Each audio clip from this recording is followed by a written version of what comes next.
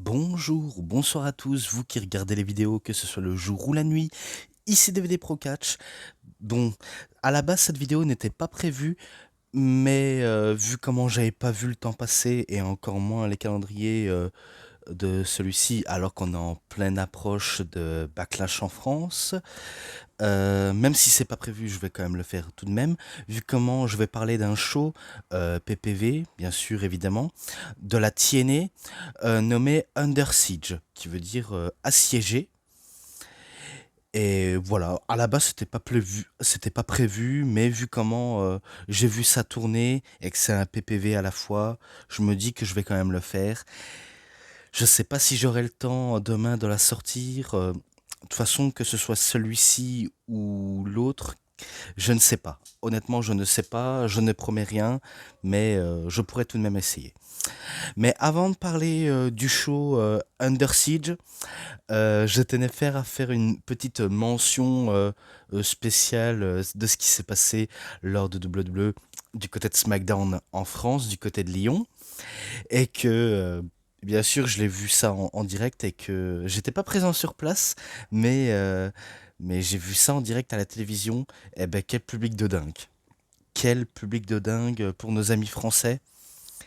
Il n'y a pas à dire, c'était une sacrée ambiance de folie, mais pure folie, hein, parce que les fans ont très bien réagi au mouvement des superstars, euh, on va dire aux catchphrases, vraiment de tout. Et en même temps, Triple H leur a donné le défi de si jamais ils font plus de bruit, il y a peut-être un truc derrière qui pourrait se passer, mais je ne peux pas trop en dire parce que pour l'instant, ce n'est que des rumeurs. Mais voilà. Tout ce que je me rappelle, c'est que le public, à chaque fois quand il y avait le tombé, les gens chantaient un, deux, simplement deux. Et qu'on entendait aussi simplement deux, simplement deux. Oh là là là, quelle folie! Ou encore une chanson pour Bailey, auquel je suis sûr que vous avez déjà tous entendu. Il y a quoi aussi? Ils ont chanté oui, oui, oui, oui, oui. Et je sais pas si je pourrais spoiler un moment de SmackDown parce que je me rappelle lors de la bagarre entre Randy Orton, Kevin Owens, Solo Sikoa et The MFT Tamatonga, auxquels ils se sont battus. Il y avait la sécurité et parmi les membres de la sécurité, il y avait Sergio Ferrari, je crois, et Tom LaRuffa, anciennement Sylvester Lefort à la WWE, Basil Baraka à la TNA. Eh ben, il était en mode de la sécurité et quand j'ai vu ça, je me suis dit, quoi? C'est pas Tom LaRuffa? Ouais, ça c'était un sacré moment en plus, sacré moment. Bon, après les chants, ils étaient absolument dingues hein, de la part du public français. Ils ont pas hésité à chanter la musique de leur superstar préférée. Celle que j'ai en tête, c'est celui de Randy Orton. Et après, il y a eu celui de Ellen Knight, celui de Cody Rhodes.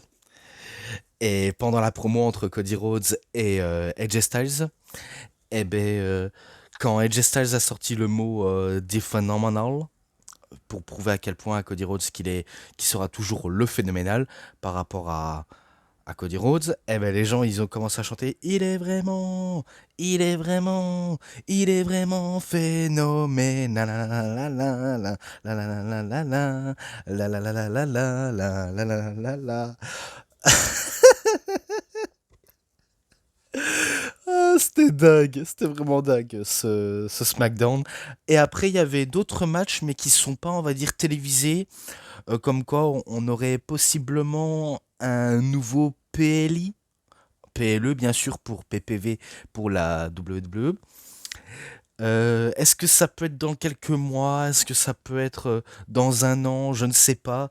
Mais ce qui est sûr, c'est que en tout cas, ils ont fait pas mal de bruit. Et en ce moment, c'est vrai qu'on peut dire que la WWE est à son véritable prime actuellement. Et j'ai hâte de regarder Backlash, honnêtement, je suis hâte de le voir, excusez-moi. pour le hockey. Mais j'ai hâte de voir ça en tout cas. Vraiment, j'ai trop hâte. Et voilà. Donc après ce petit passage pour SmackDown du côté de la France, du Lyon, il y a eu bien sûr le countdown kick-off auquel j'ai un tout petit peu vu, mais j'ai pas trop forcément trop vu. Mais le reste, voilà, ça passera pour plus tard, vraiment pour plus tard. Vu comment on n'est pas là pour parler de WWE, on est là pour parler de TNA Under Siege. Un show qui était pas mauvais, qui n'était pas non plus très bonne. Bon, j'abuse, hein, j'abuse un tout petit peu, mais il était quand même pas mal, vraiment pas mal. Mais c'est pas, on va dire, un des shows auxquels je dois forcément retenir. Et bien sûr, évidemment, je m'attaque au pré-show, auquel il y a eu que trois matchs du pré-show. Le premier, c'est, on va dire, l'ouverture du pré-show. Rhino contre VSK. Celui-là, j'ai pas forcément trop prêté attention, vu comment j'ai regardé celui de la carte principale, je vais pas vous mentir. Tout ce que je peux vous dire, c'est que c'est victoire de Rhino qui le découpe avec un gore, donc un spear. Et voilà, tout simplement, il remporte la victoire. Ensuite, le deuxième match, The FBI, donc The Full Blood Italian. Mais je pense que ce sont pas les... Enfin, peut-être que je dis n'importe quoi, mais je pense pas que ce sont les FBI originales. Parce que normalement, il y a Tony Mamaluke et... Avec Little Guido, bien sûr, mais autre personne, je ne sais plus leur nom malheureusement. Donc, bien sûr, les catcheurs auxquels je vais citer sont Ray Jazz et Zach Clayton, accompagnés par The Little Guido, donc Nunzio, James Maritato, peu importe de qui on pourrait l'appeler, et qu'ils ont affronté The Battery Operion. Ah, d'accord. Donc, donc les participants sont Operion et Kodama. Ce que je peux vous dire pour ce match par équipe, c'est victoire de FBI, premièrement, parce que j'ai pas envie de trop aller dans les détails pour ça. Pas parce que je ne veux pas vous faire plaisir, mais il y a d'autres trucs importants à citer, hein. Et que je suis un peu obligé d'aller un peu vite dans ces situations-là. Voilà. Ensuite, match pour le titre de média numérique de la TNA. Laredo Kid, le champion, contre Cassé Navarro. Donc le Cassie Navarro. Un nom qui me dit rien, et pourtant je regarde la TNA, pourtant les noms me passent par-dessus la tête parce que je m'en fiche un petit peu. Bon après, pas pour cette personne, c'est juste que il m'a pas été trop présenté. Je le connais à peine, c'est un petit peu normal. C'est un peu comme vous quand vous regardez, c'est normal que vous vous rappelez pas de qui il s'agit. Voilà, tout simplement, sans trop prendre la tête. Sans trop prendre la tête, bien sûr, je dis que c'est victoire de Laredo Kid, parce que c'est le cas. Car il conserve son titre, et ça continuera pour lui jusqu'à ce qu'il y en a un très déterminé qui lui arrachera le titre. Mais bon, ça c'est la fin de ce pré-show, et on passe à la carte principale. Vu comment c'est un match par équipe pour la carte principale, Josh Alexander qui fait équipe avec Eric Young contre Steve McLean et Frankie Kazarian. Alors un match par équipe qui était bon, je vais pas vous le mentir, c'était vraiment pas du tout mauvais. Ils nous ont sorti des bonnes prises en équipe. Bon après, il y a plus du côté de la hit, du côté des heels que du côté des face. Ils obtiennent des bonnes ovations, auxquelles c'est un tout petit peu normal. Et après, j'ai cru que c'était l'équipe adverse qui devait remporter le match, donc l'équipe des Heels, Steve McLean et Frankie Kazarian. Mais finalement, il y a eu des multitudes de comebacks. Et par l'occasion, je crois que c'est Eric Young qui fait sa genre de prise où il fait... allez, je sais plus comment ça s'appelle, mais à la fin, il en termine avec un neckbreaker pour la victoire. Je sais plus comment ça s'appelle cette prise, mais bon, peu importe. Et ben c'est lui qui remporte la victoire avec lui et Josh Alexander, auquel c'était absolument pas mal. Un match féminin cette fois-ci, où il n'y a rien d'enjeu que, on va dire, match normal. H d'élégance, qui est accompagné par The Personal Concierge.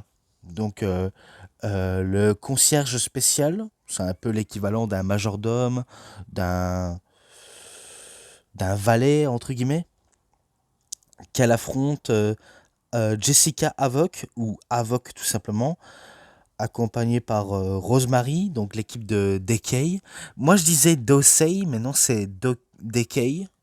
Il faut que je retiens la prochaine fois, parce que si je ne retiens pas, ça va pas fonctionner, mais du tout, du tout, du tout, du tout.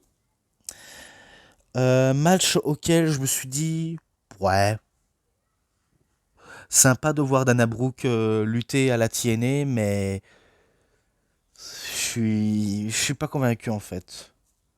Je n'ai pas, on va dire, été dedans. J'étais ailleurs en ce moment-là. Pas parce que j'aime pas les deux femmes, hein, je ne dis pas ça. C'est parce que j'étais pas dans le match. Oui, je regardais, mais je me dis, ok, allez, et bon, quoi, comment? Bon, après, il y a eu petite multitude d'interventions de la part du personnel concierge, et que ça, on va dire, déclenché une bagarre avec Rosemary. Je ne sais plus si c'est exactement le cas, mais en tout cas, tout ce que je sais, c'est que c'est H Elegance qui arrive de manière opportuniste de remporter la victoire avec un simple roll-up, mais en maintenant l'équipement de Havoc. Ou alors en utilisant une prise, peu importe de quoi il peut s'agir. Vu comment, je préfère passer. Vraiment, je préfère passer, vu comment c'est victoire de H Elegance, mais bon, sans trop contrefaçon. Wally, Walou, voilà. Et maintenant, ben, encore un match simple. Joe Hendry contre Zachary Watts. Donc un des membres de The EBC qui catch en solo. Et c'est tellement rare pour le souligner. En tout cas de ma part. Pas mal. Bon après, Joe Hendry fait, on va dire, de son possible pour avoir la foule en sa poche. Auquel il arrive à l'avoir, la foule en sa poche. Et petite court instant, je pense, hein, mais sinon, j'ai vraiment rien d'autre à raconter si ce n'est que c'est victoire de Joe Hendry. Tout simplement, j'ai pas trop, on va dire, trop à m'emballer sur ce que je dois dire. Mais victoire de Joe Hendry tout de même. Voilà. Ensuite, ben, encore un match par équipe pour le monde par équipe de la TNA. Féminin, bien sûr, des knockouts. Alicia Edwards qui fait équipe avec Masha Slamovic. Contre The Spitfire, Danny Luna et Jody Tread, accompagné par Lars Frederiksen. Masha Slamovic, je me demande avec qui elle était. Elle était pas avec. Je sais plus comment elle s'appelle maintenant. Son nom m'échappe. Mais en tout cas, je me rappelle, j'avais fait Rebellion et elle était avec quelqu'un d'autre, mais je ne sais plus. Ouais, peu importe, peu importe. Mais tout ce que je sais, c'est que il y a eu ben, des multitudes de tags en équipe, surtout du côté des heals, alors que du côté des faces, c'était du kit ou double, c'était du à toi à moi. Et ce que je peux dire, c'est que les championnes vont perdre des ceintures. Donc, The Spitfire vont perdre les ceintures à cause de multiples ben, interventions managers, des tricheries aussi qu'il y en a eu. Et que ce sera, je crois que c'est Masha Slamovic ou Alicia Edwards qui arrive ben, à faire le pin et que c'est elle qui remporte les titres par équipe féminin des Knockouts de la TNA bien sûr, et que à la fin il célèbre avec Alicia Edwards, elle célèbre avec son mari Eddie Edwards et avec Brian Myers pour contempler la réussite de The System. C'est tout ce que je sais en ce moment. Bon, je poursuis. Encore un match simple. Finalement, il n'y a que ça. Mais bon, il vaut mieux qu'ils ont une place sur la carte que ne pas être, justement. Rich One accompagné par AJ Francis, et non pas AJ Styles ni encore moins AJ Lee, mais AJ Francis, contre Jake Something, Jack son nom, et pourtant il y en a un à la BZW, donc Bodyzoy ou Banger Zone Wrestling, qui s'appelle Jacob son nom, je pense, du côté de BZW tout simplement, qui se fait appeler comme ça, mais sauf que là c'est Something, Jake Something tout simplement. Alors tout ce que je sais c'est que ils ont fait une petite promo en disant que eux ils veulent se faire de la thune comme des véritables restas quoi, parce que eux ils pensent que money, money, money, donc l'argent, l'argent, l'argent, et que peu importe si Jake Something veut obtenir la victoire, il l'obtiendra pas face à quelqu'un d'aussi mieux établi que Rich One. Bon après, rien d'autre à dire si ce n'est que Rich One il est bon, je n'ai pas à dire, il est vraiment bon. Jake Something il suit à peu près la cadence, mais c'est... je sais pas comment le dire, mais en tout cas je sais pas comment vous l'expliquer, le problème que j'ai avec la plupart des personnes. Surtout quand on les connaît pas forcément assez. Excusez-moi pour si vous avez entendu des bruits. Je m'en excuse pour les bruits de fond, notamment de ce qui se passe dehors, vu comment j'ai un tout petit peu chaud et j'ai besoin de prendre l'air. Si j'aurais voulu, j'aurais utilisé mon ventilateur, mais on m'aurait à peine entendu, à cause de mon ventilateur qui fait un peu du bruit. Donc pour ça, je préfère ne pas trop l'activer. Bon, après, il y a eu distraction d'un autre mec, je ne sais plus comment il s'appelle. Pas celui que j'ai cité la dernière fois, mais AJ Francis, il attaquait un autre gars, je ne sais plus comment il s'appelle, mais peut-être les mois précédents, ils vont peut-être dire qui il s'agit, comme ça je serai plus facile de savoir qui c'est, parce que là pour l'instant c'est un peu trop compliqué pour moi. J'aurais dû avoir le temps, mais je suis trop rapide pour faire ce genre de recherche en moment où je fais la vidéo, donc c'est pas forcément ce que je préfère le plus, si ce n'est que je veux aller droit au but. Mais tout ce que je sais, c'est que Rich One, il va faire à la manière de Jay Lethal sa Lethal Injection, donc injection fatale, qui est un peu à la manière de Jay Lethal. Donc c'est un cutter au moment où il s'élance dans les cordes en faisant un petit relais acrobatique, et qu'à la fin il termine avec un frog splash. Donc c'est victoire de Rich One qui bat Jake Something. Et passons. Encore un match simple, mais cette fois-ci entre Jonathan Gresham contre Kushida. Jonathan Gresham, que je ne l'ai pas forcément trop vu à la TNA. Est-ce que c'est pour raison de contrat avec une autre compagnie? Je ne sais pas. Ou alors est-ce qu'il était bloqué par les frais de douane? Aucune idée, vraiment aucune idée. Mais ce qui est plus important, c'est qu'on le voit enfin. Et j'ai un tout petit peu oublié de suivre de ce qui s'est déroulé par la suite, pourquoi il affronte Kushida, parce que je pense qu'il n'y a pas beaucoup d'histoire entre ces deux hommes. Tout ce que je sais, c'est que bah, Jonathan Gresham, il catch avec un masque, alors que d'habitude il catch sans masque, et qui fait son entrée avec un masque de poulpe.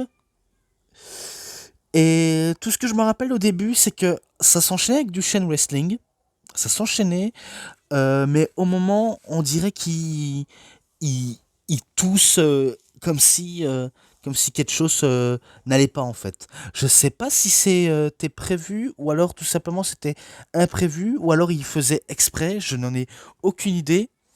Mais de quoi il s'agit-il? Vous allez très vite découvrir de quoi il s'agit, vu comment je vais vous citer après avoir cité tout ça. Dans le chain wrestling, c'était un tout petit peu parfait jusqu'à ce que ça part un peu en cafouillage. Parce qu'après, il y avait des choses qui allaient et d'autres qui n'allaient pas. Mais officiellement, c'est un bon match. Bon, après, il y en a qui diront non, c'est pas un bon match. Il y a pas eu trop de coordination et en plus, il n'y a pas d'histoire entre ces deux gars. Oui, je suis un tout petit peu d'accord. Mais après, c'est un petit peu ma manière de penser pour voir de manière positive de ce que je vois. Et je crois qu'à la toute fin, c'est là où Jonathan Gresham va enfin dévoiler de quoi il s'agit, vu comment il va cracher euh, du liquide noir, on va dire le black mist, vu comment vu comment il fait un peu l'apparence d'un poulpe, et l'apparence d'un poulpe, quand il crache un truc, c'est du substance noire dans la figure. Et ben lui, il crache par la bouche, alors que une poulpe, eh ben, c'est par le trou, dont je préfère pas trop être vulgaire, mais vous avez compris de quoi il s'agit. Donc voilà, et grâce à ça, je pense qu'il enchaîne avec sa prise finish pour la victoire. Et après, ben, Kushida, il a l'air très mal en point, vu comment il s'est fait cracher par du liquide noir, et que je suis sûr que ça doit pas être facile de, de cracher ça en pleine figure, et qu'on l'obtient alors que ça doit sûrement piquer les yeux. Je sais pas si j'ai été clair là-dessus. Mais bon. Je passe bien sûr à la suite. Et là, c'est un match par équipe mixte. Donc, Jordan Grace qui fait équipe avec PCO, Pierre-Carl Wallet, contre Steph Delander et Con. Donc, oui, un match mixte auquel ben, les hommes affrontent les hommes, les femmes affrontent les femmes, et l'inverse. Les femmes affrontent les hommes et les hommes affrontent les femmes. Parce que oui, à la TNA, tout est possible. Et il n'y a pas de retenue, il n'y a pas de ouais, comment dire, comment pour être plus précis, il a frappé une femme, c'est honteux, vous avez pas honte. Il n'y a pas tout ça. Parce que moi, je vous le dirai jamais assez, mais vu comment la plupart des femmes ont été entraînées par des hommes, c'est logique. C'est un peu plus logique. Bon, après, pas forcément avec les mêmes personnes, hein, avec d'autres personnes, mais auxquelles je préfère pas trop en dévoiler, parce que je pense que j'en dis beaucoup trop. Mais vous avez compris ce que je veux en venir, et que malgré cela, ça reste des combattantes. C'est pas des petites filles fragiles auxquelles elles ont terriblement très très très très mal, et auxquelles ils ont beaucoup souffert. Faut pas avoir trop forcément de la peine. À part s'il y aurait eu une vraie guet-apens, pour de vrai, là, il y a de quoi sans souci. Mais là, tout était prévu dans un scénario précis. Vu comment bah, Jordan Grace avait affronté Steph Delander lors de Rebellion, et qu'il y avait Kon qui s'était interposé, et vu comment Kon c'était un monstre de puissance, bah, l'apparence de Grace ne va pas forcément l'intimider, malgré qu'elle soit fort musclée. On dirait un peu Shaina quand elle était encore vivante, mais une Shaina, enfin, Shaina était un peu plus baraquée que Jordan Grace, hein, je vais pas vous le mentir. Mais après, le surnom Big Mama Pump vient pas de nulle part, hein, ça vient de Scott Steiner, vu comment il se faisait appeler. Il se faisait appeler Big Papa Pump. Et du coup, bah, elle a utilisé ce nom en guise de dommage. Dommage à Steiner pour tout ce qu'il a fait pour le catch, auquel je comprends. Bon, après, pour les bonnes et les mauvaises raisons, hein, je peux pas trop en dire, mais voilà. Au début, ça commence avec Jordan contre Steph Delander, mais après changement rapide, et que ce soit contre Con, et qu'après on a changement de PCO contre Con ou Steph Delander, et au bout d'un moment donné, je crois que c'est là où Jordan Grace fait le tag avec PCO, et qui va prendre Con sur ses épaules, alors que le gars il est grand, il est gros et il est fort. Eh ben elle arrive à soulever, je sais pas combien de kilos il fait, mais à mon avis il doit faire 145, 150 kilos qu'elle vient de soulever, et qu'elle fait un Dead Valley Driver en accompagnant. Euh, c'était, c'était assez énorme, et que le public avait réagi en disant oh là là, elle a réussi à le soulever. J'ai ressenti ce genre d'émotion, entre autres. Et au bout d'un topé suicidaire, auquel ben, Jordan Grace préparait le terrain pour écarter un maximum les cordes, pour éviter que Con, le vétéran, parce que je vous rappelle, entre les trois personnes que je viens de citer, PCO, c'est carrément le mec le plus expérimenté. Vu comment il a commencé à la WWF, sous le nom de Jean-Pierre Lafitte ou Pierre Carouelette, même au Canada, au Québec aussi, hein. Je ne l'ai pas trop cité, mais c'est exactement auquel je tenais presque en pratique, mais il fallait que je me rattrape l'erreur de ce que je voulais dire. Bref, c'est un vétéran, et pourtant, à son âge, je peux vous le garantir, à son âge, je ne sais pas quel âge il a, mais il arrive à faire un moonsault alors que le gars, il se fait un tout petit peu vieux, et même sortir un topé suicidaire, et au moment où j'ai vu le topé suicidaire, je me suis dit, oh putain, j'espère qu'il est pas mort. Oh là là, parce qu'il est tombé... parce que j'ai vu qu'il était tombé sur la tête, mais après j'espère qu'il s'est protégé. Mais finalement tout va bien pour PCO. Et après, ça permet à Jordine de faire les prises sur Steph Delander, donc enchaîner et pour terminer au finish. Vu comment elle arrive à faire le pin sur Steph Delander, alors que Cohn est hors d'état de nuire, même PCO était hors d'état de nuire. Mais bref, ce sont victoires de Jordynne Grace et PCO. Rien d'autre à dire, c'était un vrai kiff, vraiment un kiff. Plus que deux matchs après, c'est terminé. Donc, match pour le titre de la X Division de la TNA. Mustafa Ali contre Ace Austin. Donc, un des membres de ABC. Auquel c'était pas mauvais. Honnêtement, c'était vraiment pas mauvais entre les deux. Et que le Mustafa dont on connaît, il joue à merveille le heal arrogant. Bon, après, c'est pas non plus l'un des meilleurs heals de tous les temps, mais quoi donc, on ne sait jamais de ce que ça peut en dire. Voilà, voilà.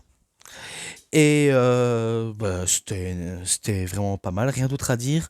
Il n'y a pas eu de tricherie, je pense, même si j'avais un peu des doutes réticents par rapport aux interventions de la plupart des mecs costumés qui sont un peu des électeurs pour Mustafa Ali, vu comment Ali, il se prétend qu'il veut devenir futur président des États-Unis. Je sais pas si c'est déjà été arrivé dans l'histoire des États-Unis, mais je ne pense pas que ça s'est déjà arrivé qu'un musulman peut devenir président. Bon, après, c'est qu'une gimmick, hein. C'était pas une gimmick officielle parce que forcément, quand tu veux assister au Sénat présidentiel, il faut être populaire, il faut être connu, il faut avoir une grande communauté derrière toi. Bon, après, ce que faisait Mustapha, c'est pour jouer le rôle à merveille, hein, malgré son côté arrogant. Bon, après, il y a eu un petit intervention, mais c'est pas considéré comme une tricherie. Et après, je crois que c'est là où, au moment d'un finish, Mustafa Ali donne un gros coup de pied dans la cuisse de Ace Austin alors qu'il était prêt pour faire son Phoenix Splash ou alors son 450 à l'envers. Et auquel il s'est fait couper l'élan par Mustafa. Et que par la suite Ali il le met KO Ace Austin et qui fait son 450 splash pour la victoire. Donc Mustafa Ali conserve son titre de la X Division.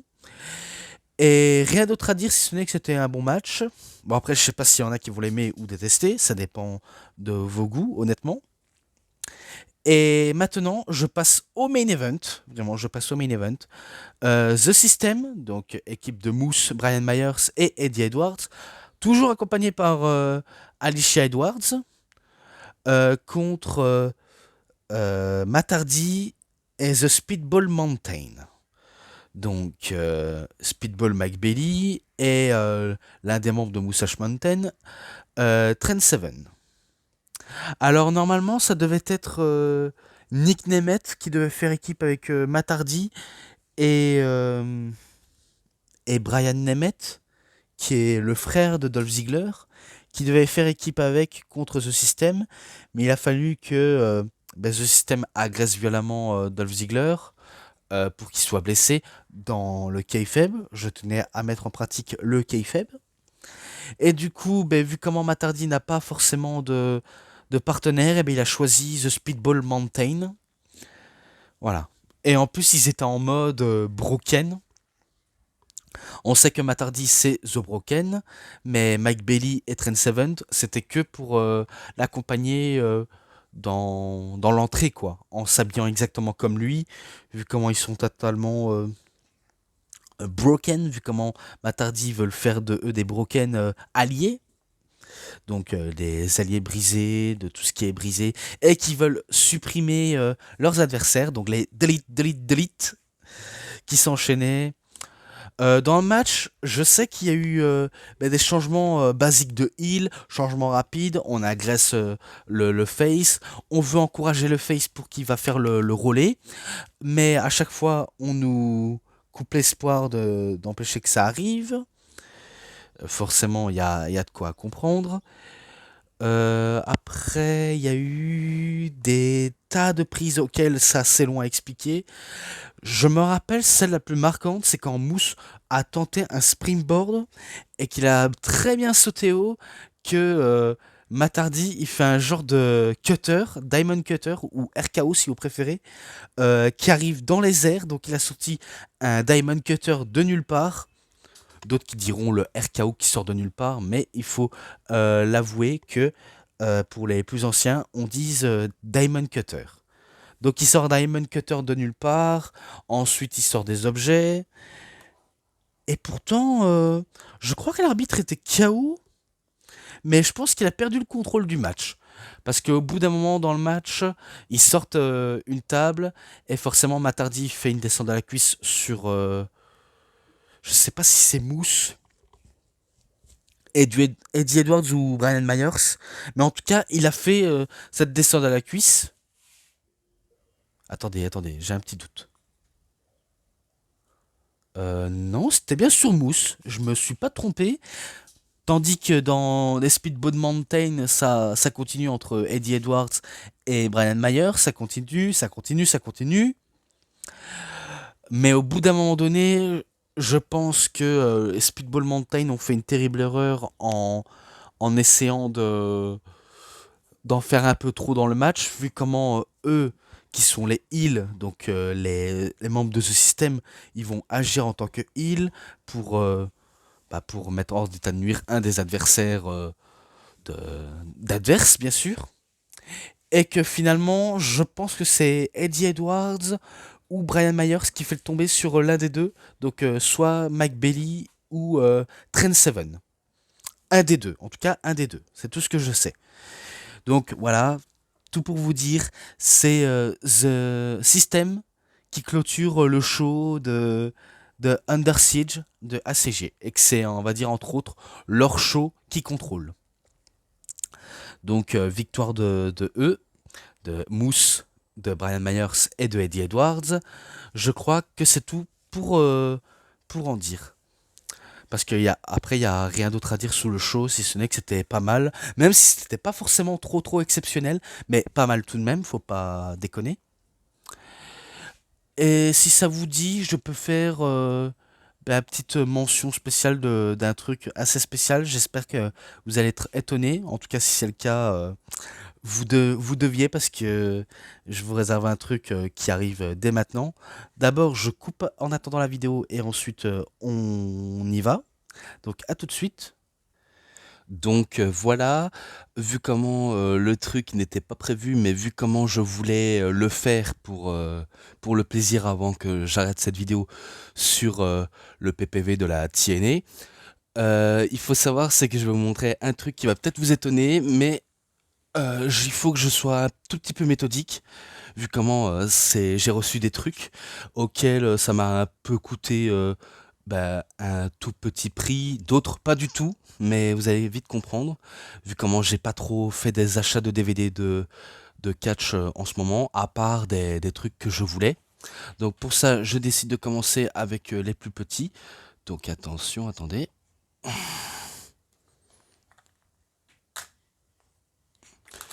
Donc oui, ce sont des jeux soit de Nintendo Game Boy Advance, donc celui-là de Survivor Series de 2004, auquel, vu comment j'ai la Game Boy Advance première génération, je me dis, allez, je vais le prendre, vu comment je l'ai la console.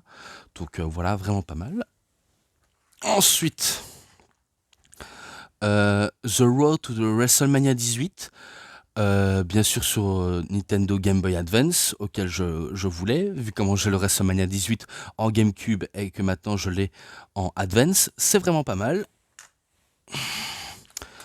Et là, ben, en Nintendo Game Boy Colors, je n'ai peut-être pas la Game Boy Colors, mais à ce que j'ai peut-être entendu dire, c'est que je pense que la Game Boy Advance est compatible avec les jeux de la Color. J'ai jamais essayé, mais en tout cas, il faut que j'essaye pour le prouver. Mais en tout cas, c'est le jeu Attitude Get It de WWF. Voilà, vraiment pas mal. Et WWF Warzone. Alors oui, je sais que l'image est un peu pourrable vu comment il a fait la guerre avec son propriétaire. Parce que vous avez vu, c'est tout desséché. Enfin, c'est l'image est salissante, jaunisse. Mais sinon, bon jeu parce qu'il fonctionne. Un jeu de la ECW Hardcore Evolution, donc sur Game Boy Colors, bien sûr, vu comment je le voulais, parce que je voulais compléter ça, vraiment, vraiment compléter, en sachant que la ECW c'est aussi un jeu mature, donc elle a été catégorisée mature pour le contenu un peu violent, mais sur Game Boy, je pense il est un peu, on va dire, pour ado, je pense, parce que je pense que c'est plutôt pour les PlayStation, Nintendo 64 et Dreamcast. Alors là, la cartouche de WrestleMania 16 en 2000, donc en jeu vidéo, auquel je le voulais. Et attention, je vais vous montrer ça. Je l'ai avec la boîte. Mais il faut savoir que le souci, je vais vous dire le souci que j'ai pour ça. Le jeu là, il fonctionne, mais l'autre... Attendez. Allez.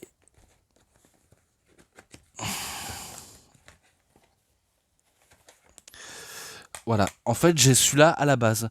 Je l'avais acheté en premier, celui-ci, mais après j'ai remarqué un problème auquel ça n'allait pas, c'est que le jeu là ne veut pas rentrer de la Nintendo 64, alors que celui-ci il rentre dans dans la Nintendo 64, excusez-moi. Et du coup ben, j'étais un peu déçu que je l'ai acheté pour rien. Si vous me croyez pas, je vais vous le prouver. D'abord il faut que je coupe. Je vais vous le couper pour le prouver. Mais d'abord, voilà, il y a ça. Et celui de la Game Boy Colors de WrestleMania 16 en 2000. Donc en cartouche. Comme ça. Donc voilà, au moins vous le saviez. Donc avant que je vous montre, eh ben, je vais vous le montrer, vous inquiétez pas. C'est un peu logique. Donc je coupe en attendant. Donc voilà ma vieille Nintendo 64 et pour vous le montrer je vais vous le prouver à quel point il ne veut pas rentrer dedans. Après si vous avez des avis, dites-moi pour quelle raison il veut pas rentrer parce que moi j'essaye de trouver des tas de raisons mais c'est pas évident. Donc attendez. Donc il rentre pas, hein. Je vous le dis, il ne rentre pas. Ça a l'air qu'il rentre mais il ne rentre pas du tout parce que j'ai beau forcer comme un dingue, il ne veut pas rentrer. Ah, parce que si vous ne croyez pas, il tombe plus facilement. Alors que l'autre, il rentre.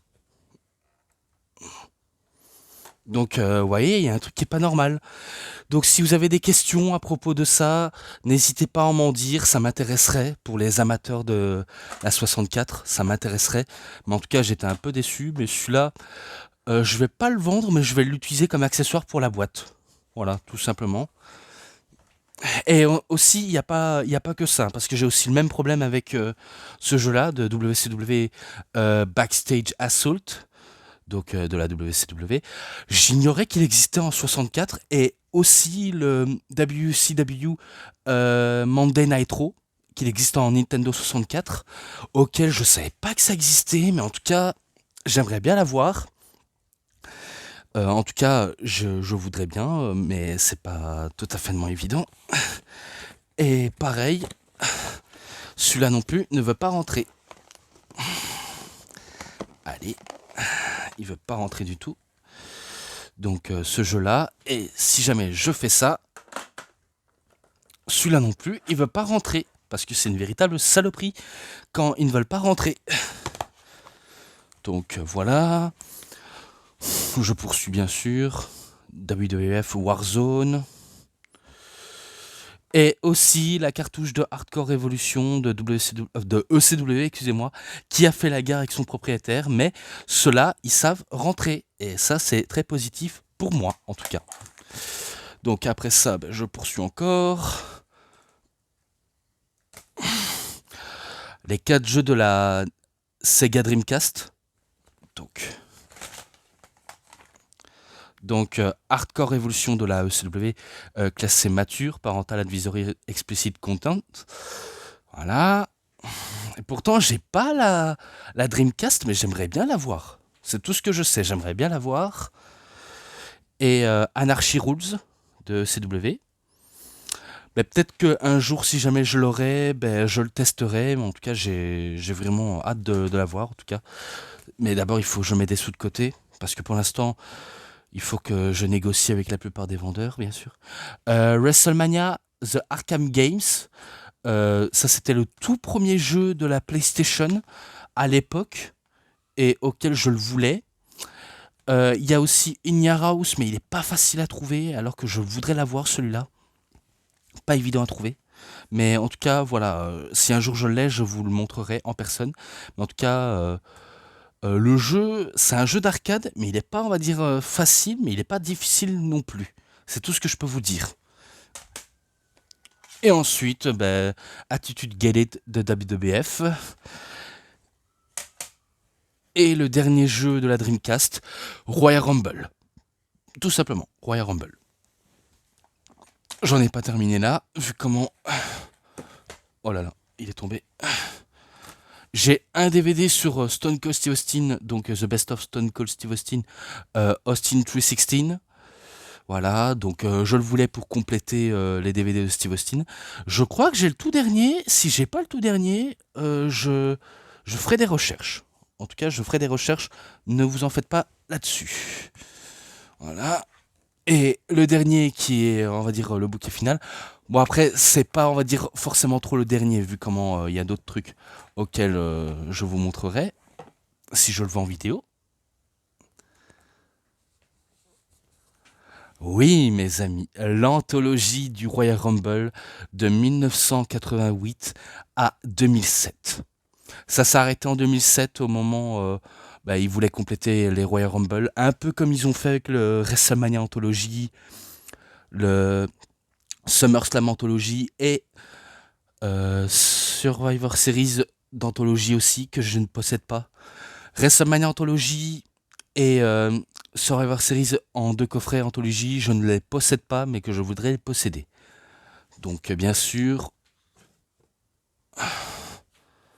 les 4 coffrets, qui est assez énorme, vraiment énormissime. Donc ça reste un bijou de ma collection. Si jamais j'ai l'autre, bien sûr, il faut bien sûr qu'il faut que je me cale un peu avec les achats. Je sais que je le dis, mais à chaque fois, on refuse de me comprendre et pourtant je le dis pour certains. C'est pas que je n'aime pas acheter vos trucs, mais il faut que je me calme avec tous les achats.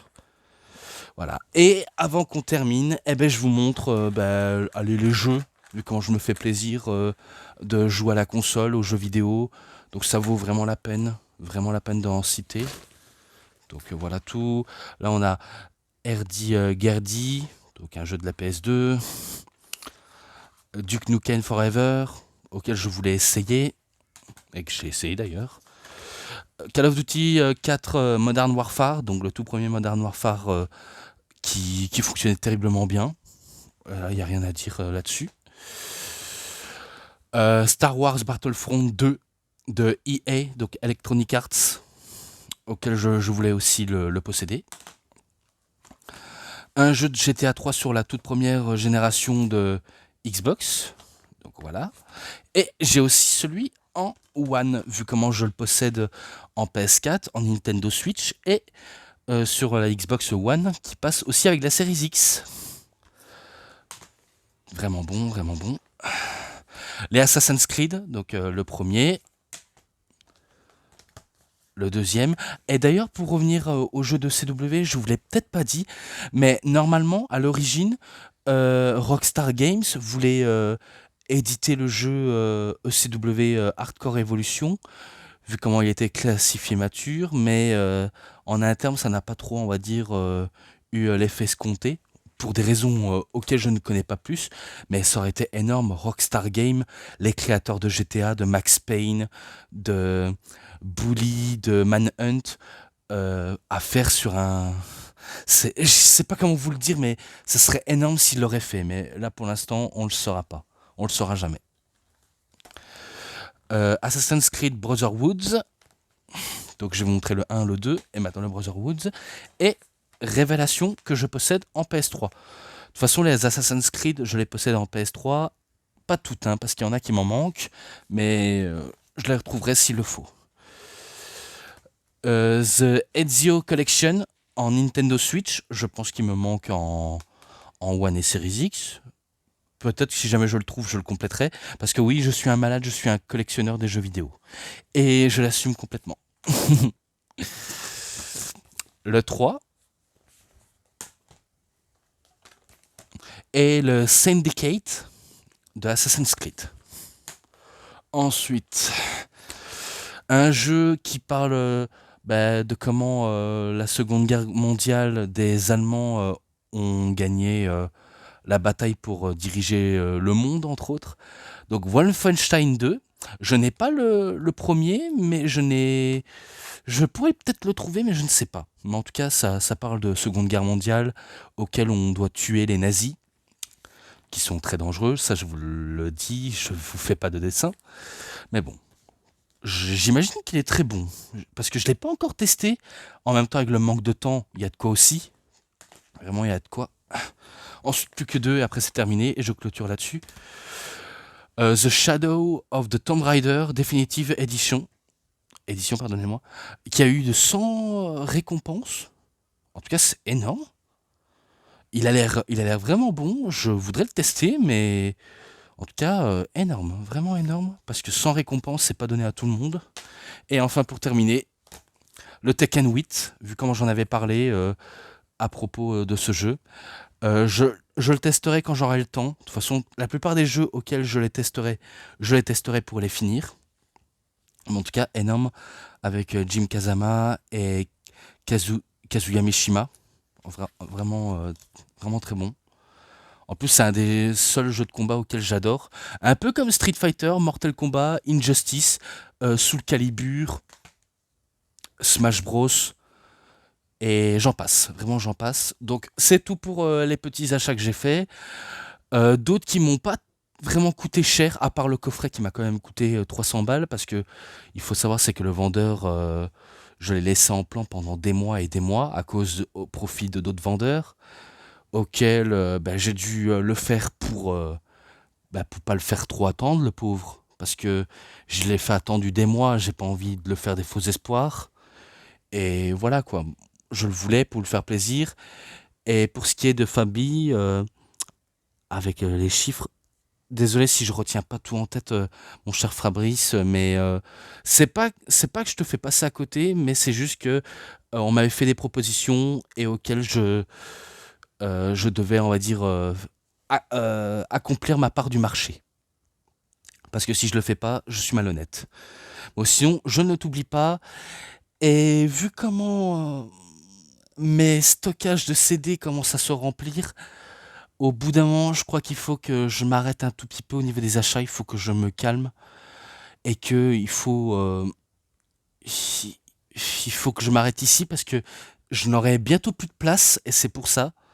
Donc si jamais tu m'entends ou si tu m'entends pas, peu importe, il faudrait qu'au bout d'un moment, il faut que ça s'arrête. Parce que peut-être le jour où je déménagerai, j'achèterai des meubles, enfin des meubles à étagère pour mes DVD, pour tout, de toute façon, mes jeux de catch, mes CD de catch, mes films, et plein de jeux, et même mes mangas aussi, et mes Funko Pop auxquels j'ai déjà une étagère, mais ça en fait beaucoup. Et j'ai plus de place, j'aurai bientôt plus de place hein, en tout cas, hein. Mais voilà. Mais bon, moi je m'arrête pour ça, et je clôture la vidéo, donc je coupe et je clôture. Donc voici tout ce que j'ai pu en dire en tout cas pour la TNA et aussi pour mes petits achats auxquels j'ai fait. J'espère que ça vous aura vraiment bien plu. Mais en tout cas, si vous avez des questions, posez-les-moi. Si vous en posez pas, je vous comprends. Pourtant, je veux intimider personne, mais c'est vrai que c'est tellement rare et que c'est pas facile d'avoir des réponses. Mais au moins, je le fais quoi qu'il en coûte. Mais bon. Donc, au moins, j'espère que ça vous aura vraiment bien plu. Vraiment bien plu en tout cas. Et c'est tout pour cette vidéo de review et aussi d'achat auquel j'ai fait. C'était DVD Pro Catch, j'espère que ça vous aura énormément bien plu. Et si vous avez aimé cette vidéo, vous savez ce qu'il vous reste à faire. Likez la vidéo, commentez, partagez, abonnez-vous à ma chaîne et cliquez sur la petite cloche pour avoir plus des notifications et des prochaines vidéos. Et moi je vous dis bonne journée, bonne soirée à tous. Au revoir tout le monde pour une prochaine vidéo. A plus à tous les fans de catch. Allez, bye bye tout le monde.